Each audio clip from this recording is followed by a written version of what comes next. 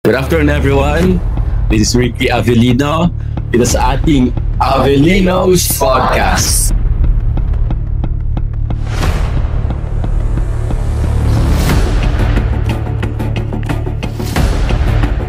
Yan, so kasama ko po ngayon ang mga students from University of Luzon under Sir Richard Dean.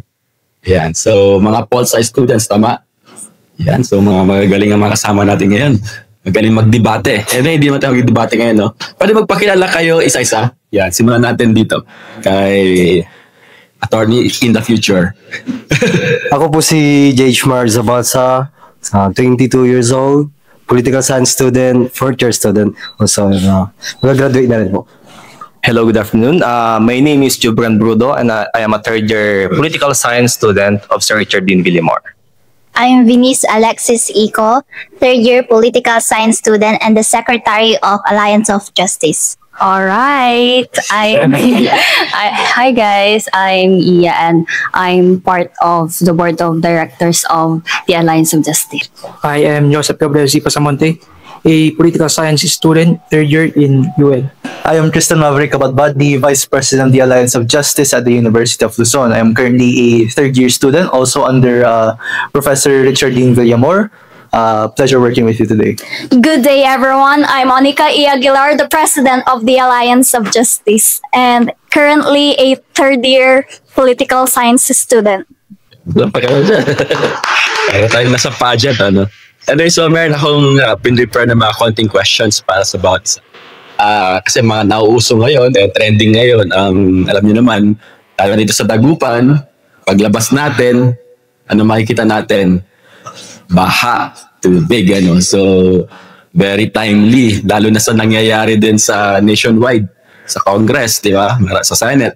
Ang topic natin for today para sa mga questions ay the flood trap. Baha o pera? Yan, saan ba kayo dito? Baha o pera? Pwede na ba tayo magsimula sa ating first question? Pwede na po. Ready na. Ready na, alright. Pakinggan natin ang tinig ng mga pol-sci students sa University of Luzon. Tingnan natin kung paano sila sumagot at anong kanilang mga opinion. Alright. Okay, number one question. What can you say about flood control and ghost projects? For me, flood control projects are really important in urban areas po, lalo na po yung mga bahain. And also, dito rin po sa provinces, especially in Dagupan City, halos lahat po ng street is binabaha. Kaya masasabi ko na sobrang importante ang flood control projects, lalong-lalo na kung nagagamit ng tama ang public funds. Tama. How about the ghost projects? Okay, for the ghost projects naman po, ang masasabi ko lang sa ghost projects ay nagiging substandard kasi po ang ginagamit ng mga contractors natin ngayon. Kaya, kumbaga, nagkakaroon tayo ng kapabayaan, misuse of funds, public funds po. Kaya, dapat po i-maintain sana natin ang transparency and accountability sa bansa. Sa akin naman, pagdating sa Ghost Project, napakalungkot para sa atin kasi syempre pinagtitiwalaan natin yung mga nasa taas, pagtitiwalaan natin yan kasi niluklok natin yung mga yan eh. Pero in short, talagang niloloko tayo harap-harapan kasi actually kapag i-analyze mo talaga, malaking pera na nasasayang and napakalungkot kasi hindi lang tayo maapektuhan kundi pati future generations. Yes, tama. But first of all, ano po ba yung flood control project? Ito yung flood control project is an infrastructure na ginawa to prevent us from suffering. Lalo tayo, mga estudyante tayo. Itong flood control, ito dapat yung iniiwasan natin na hindi mangyari kumbaga itong mga livelihood natin. Flood control project, ito yung nag-i-stop sana para mag-suffer tayo. Especially tayo mga estudyante. In our education, kapag ang isang lugar, isang particular na lugar na baha, hindi lang naman yung mga tao ang apektuhan, pati yung mga estudyante, yung kabuhayan natin, and even our yung buong bansa natin na apektuhan na yung mga economic natin napapabayaan. Pagdating po kasi sa flood control projects talaga, ginawa po ito ng gobyerno para syempre maprotektahan tayo as tao. Kasi yun nga naman po yung talagang duty nila, di ba? Na protektahan ng mga tao at servisyohan ng mga tao. However, karamihan na rin po na nakita natin kasi ngayon ay it's either substandard, yung pagkakagawa nga nila, or talagang walang-wala nga pong inabandonado na nila. So, naging ghost project na rin po. Kaya, yun nga, talagang nakakalungkot nga po na lahat ng taxes na binabayad natin, pati rin ng mga magulang. Kasi so far naman po, students pa rin naman po kami, kaya wala pa naman po kami masyadong nababayaran na tax. Kaya naman.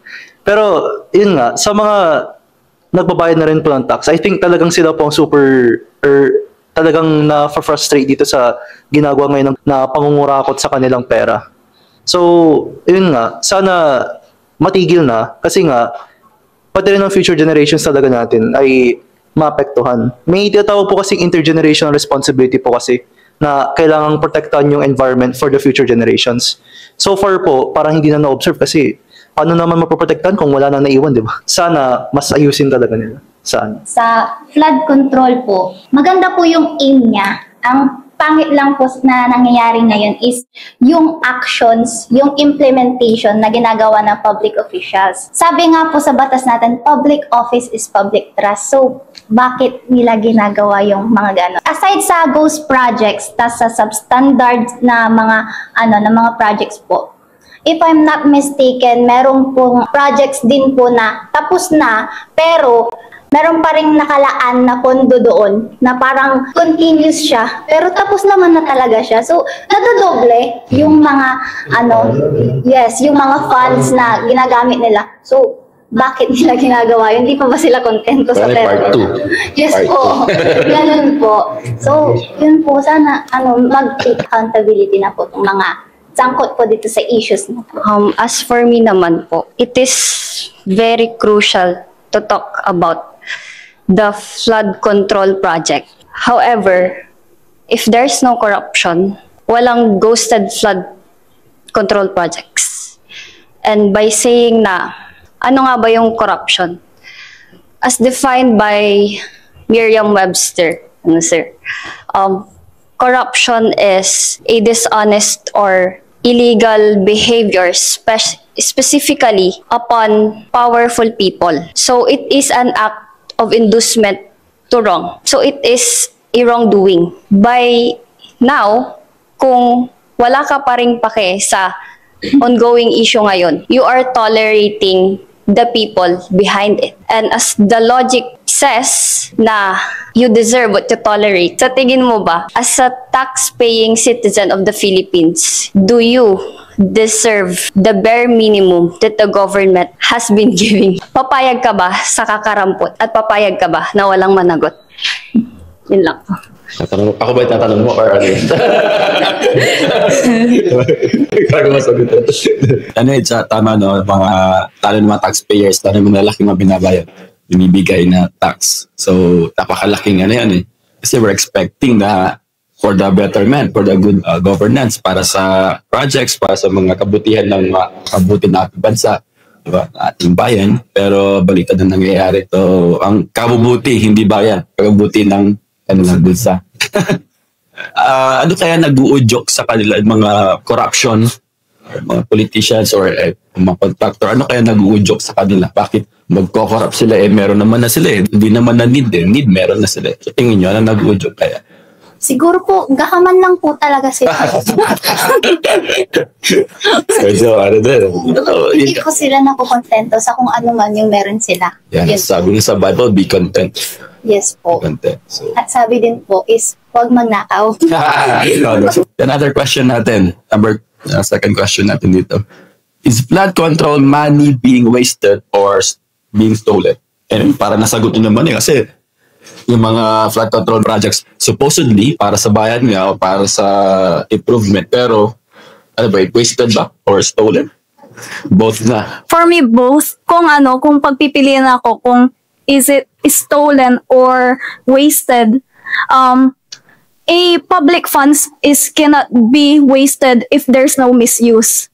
Pero ang masasabi ko lang is it has been stolen. Nagkaroon ng negligence yung mga contractors about sa flood control projects. Kaya ang masasabi ko lang is ninakaw yung pera ng taong bayan. Yeah. Actually, sometimes din, yung mga projects, kung saan hindi na pag-iisipan, di ba? Parang, basta meron lang makita na may project. Kasaklap pa doon, may naisipan na nga ng project, hindi pa natatapos. Pag sa term niya, hindi natapos, tapos hindi siya nanalo, wala na. Kapag nanalo, pwede gagawin na another 1/4. Wala siya, 1/4 hanggang sa buo. So yung budget, times 3, times 5, times 10, times 10. Napakalungkot kasi sa ano bang interest mo? Ano bang yung intent mo doon? No? Talagang, meron talagang politika na nangyayari. Yung interest talaga na sa, hindi buo yung para sa people, ganun. Hindi, talagang may pride talaga sila na ayaw tapusin yung kasi sa kabilang partido. Tama rin. Tama. Aside sa corruption, meron din yung attitude, pride din. No? So, combination. Diba? So, doble-doble. So, sinong kawawa? Tayong bayan, di ba? Yung mga taxpayers, silang kawawa.